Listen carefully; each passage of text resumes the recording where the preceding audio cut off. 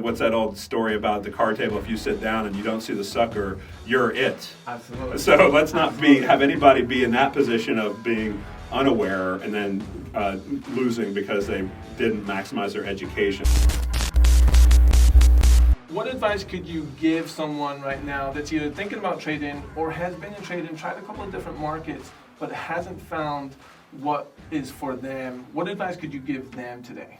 Well, the great thing, Scott, is that education is where it has to start. So you can't just expect to go in, like I said about the brain surgeon example, you can't just go in and throw money at something and expect it's going to work. You have to have studied it. Think about how long a surgeon studied, how much time they put in not getting paid, basically interning for years to learn their craft, and to then eventually get paid at the end of the process because they become an expert. You don't become an expert overnight.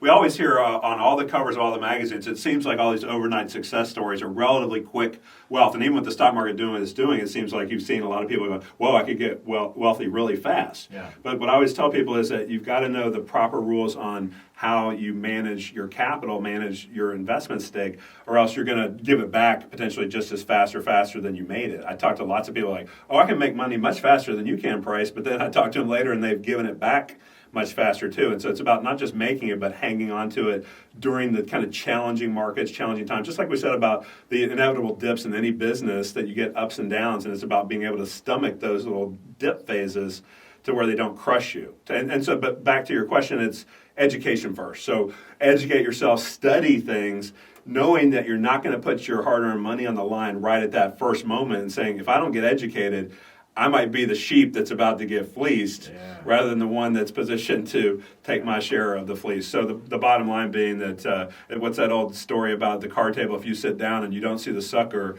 you're it. Absolutely. So let's not have anybody be in that position of being unaware and then losing because they didn't maximize their education. So I think but follow your interests and follow what interests you right now and learn about that and study both when it works and when it doesn't. Study stories of people who made money with that and also people who thought they knew it all and lost money. Yeah. Because let's face it, even on Wall Street, there's been brilliant geniuses who have lost fortunes and billions, like long-term capital management, whatever, had Nobel Prize winners, and they went belly up and almost took down the financial system in 1998. Crazy. And so you say, okay, just because you're really smart doesn't assure you success. It's also about knowing the proper principles of not getting onto the wrong side of these big trends and actually instead taking advantage of them.